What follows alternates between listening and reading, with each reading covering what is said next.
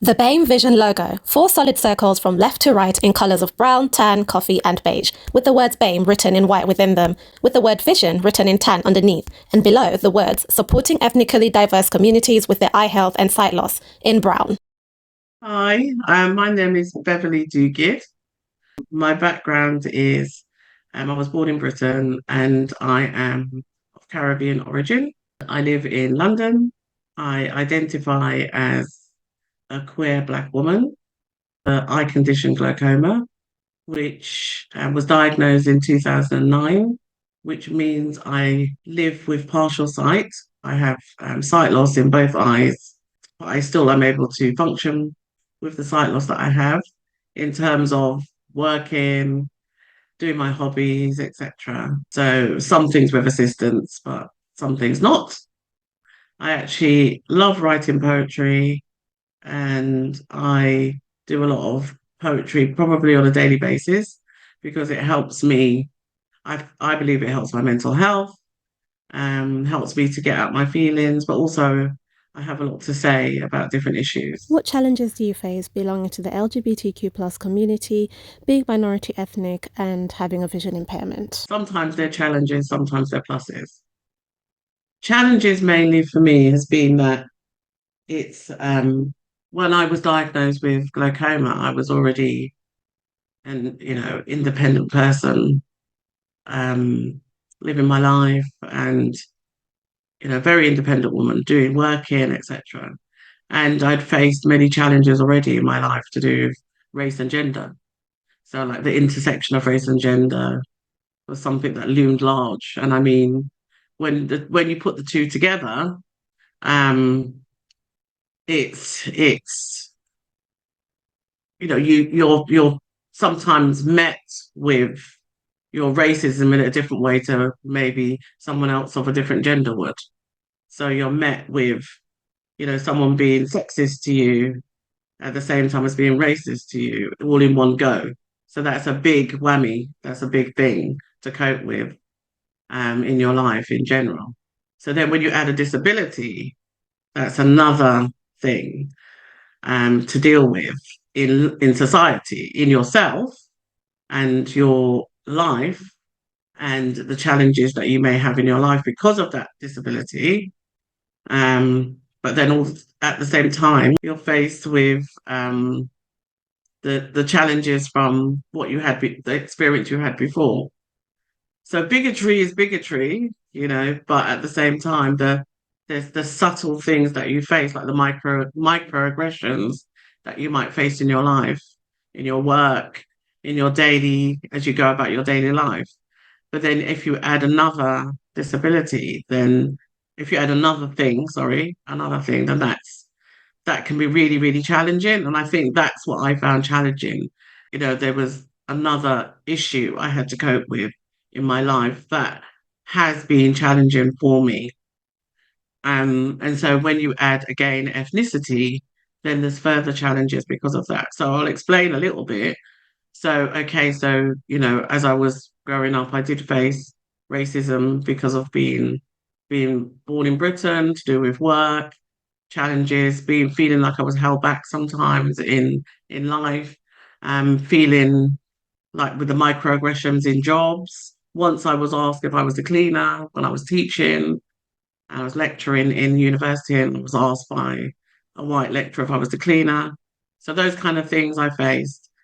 Then when I was diagnosed with my eye condition, it wasn't so much that I faced racism, but I had the experience of those things that already embedded, the trauma of those things that are already embedded. So then when you think of them being faced with being unwell, which I was for a while I was coping with having eye operations, you then think, oh gosh, this is another thing and it's challenging. What will I face because of my color here or being a woman here? Maybe nothing, but you don't know. And then the other thing was then being queer as well, was not that I faced challenges necessarily altogether with all those things. It was the intersectional nature of all of this. And I guess that's what I'm talking about. The intersectionality of everything was a lot to kind of think about and carry all of these different personas that, or persons that I became. So yeah, so challenges from the outside to do with my eye condition have been that, I wasn't told that because of my ethnicity, I was at a higher risk of developing glaucoma. I wasn't told that. I never knew about that until I actually developed the eye condition. And so now I work with BAME Vision because of that, because of the fact that um, our different ethnicities face more adversity to do with a more of a risk at different eye conditions. And then for me, being queer was that I didn't want to come out as someone different in my queer community, because I felt like you then become a minority within a minority.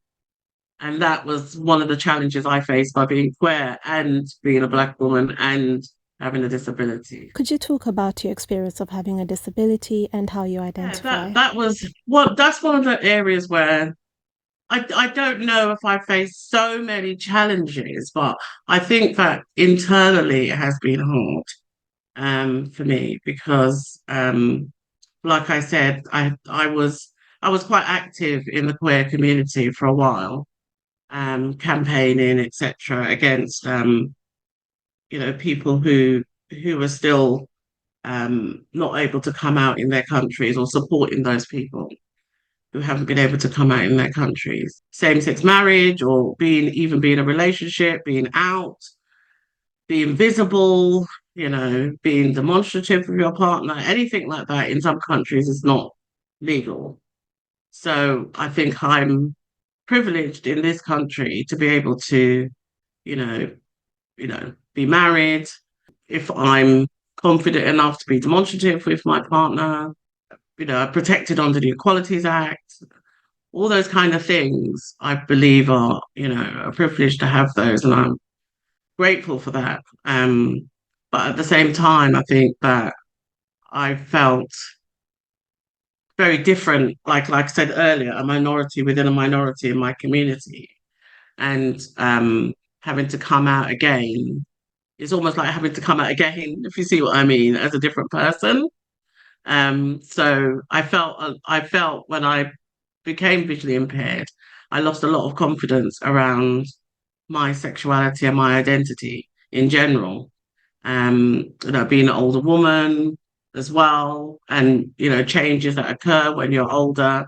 So in the way that you think about life, and the way that even the way you communicate with people becomes different when you're an older person. Getting older. Um, it just changes. It changes because you're sometimes you're expected to know more things than younger people, of course. People look up to you because you've been alive longer, and you can assist them, etc. But I felt like I wasn't strong enough to assist myself at times, because I felt that I'd gone through so much to do with my eye condition, and grieving the loss of that independence that I had, and that person that I was, like very active and out gay person, in for a number of years. And I then felt like I lost a lot of confidence um, with, developing an eye condition. I think that's the main reason. The main thing for me was that I lost a lot of confidence, and that yeah, I didn't feel the same person as I was previous to being diagnosed with glaucoma. Being a queer Black woman as well, the community is very, very small, and everyone knows you. And I felt again that, I felt very different within myself because of developing an eye condition. And I think that's to do with confidence that comes with you, settling into yourself, just kind of gaining more confidence around eye conditions, and finding out knowledge about your eye condition and where you can go, and getting support as well. I got a lot of support around my mental health when I developed an eye condition. Positive The experiences. positive experience for me is in my creativity, continuing to write, which I've been writing a book for the last couple of years, and that's nearly finished. So that's really dealt getting myself into my work, and learning how to use assistive technology, learning how to adapt in my work, getting help. Like I said before, for me, it was asking for help and then getting that help. And that empowered me to to want to continue doing the things that I was doing before. So I thought when I was diagnosed with glaucoma, I wouldn't be able to continue the writing and that I would eventually lose all my sight and all of that. So going to the hospital all the time, keeping my appointments, taking my drops really helped me to focus and to realize that if I wanted to keep my sight, I had to do all these things, listen to the ophthalmologist, find a job because I was out unemployed for a while. So within all of that, all the people that helped me with all of those difficulties that I talked about earlier, these are the positive things that I had. So I was able to continue writing poetry. I began to do art. So that was one of the main things for me was beginning to draw. And I started drawing and being more creative in different ways. So not just writing, also doing some art. But it was the getting help, meeting other people, starting to work for sight loss charities where I was able to meet other visually impaired people. And then, that was great. So I was able to meet people who had similar experiences to me, who felt challenged by the intersectionality and the weight of everything that they'd been through. So yeah, so my positive thing was really just continuing all the hobbies that I begun before, and just sticking with them and not giving up with things as well. That was really, really positive for me. And also, the biggest thing for me was to finish my PhD because I was diagnosed with glaucoma just at the end of my PhD. And I felt that was it. I just thought, oh my God, I've done this piece of work. What am I going to do? And I kind of hid for a number of years when I didn't want to engage with the PhD and what I could do with it. And so I just became very frustrated with my sight and because it was fluctuating a lot at that time. So one day I could see really well, the next day I couldn't see properly and everything. So yeah, for me it was really, really, really just keeping on track with everything, and completing that PhD was a really big achievement for me. What are your hopes for the future? Oh gosh, equality for everyone. Everyone's being with equal world, end to climate change, everything. Yeah, those are my hopes for the future. Yeah, in a realistic, I strive for equality in my life, in my daily life. I believe the personal is political, so how I live my life is how I would like everyone to be, but it doesn't always work like that.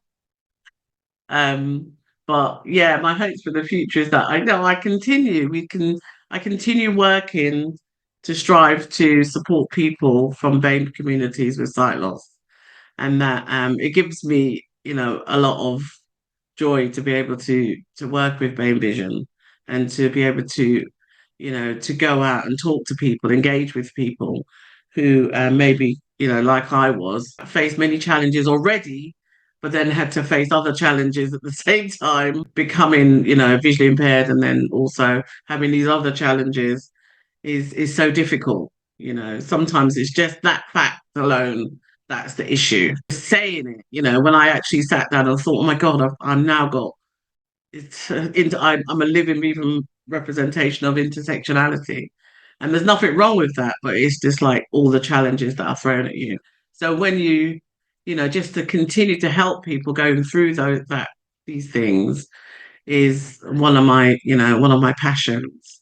So to continue that work really, my hope for the future, and also my on a personal level. So I just on the global and the wider level, I always have two things: the wider, and from on a personal level, I would like to um, publish my book. My book is about my doctorate, which I wrote, and it'd be a really big sense of achievement for me if over the last couple of years, it's been challenging with my eyes, etc., to get that done, um, because of the fluctuations in my sight.